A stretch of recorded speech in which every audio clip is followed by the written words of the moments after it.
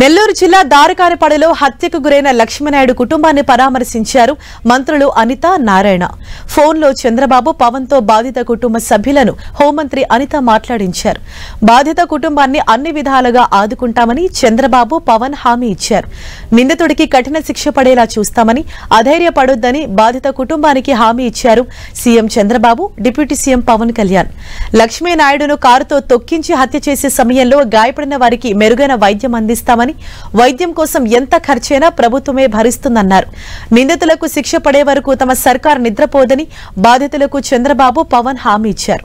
ఇప్పటికే హత్యలో పాల్గొన్న ప్రధాన నిందితుల్లో 2 అరెస్ట్ చేశామని, పోలీసుల దర్యాప్తులో మరికొందరున్నట్లు తేలితే వారిపై కూడా త్వరలోనే చర్యలు తీసుకుంటామని బాధిత కుటుంబానికి స్పష్టం చేశారు చంద్రబాబు పవన్ కళ్యాణ్.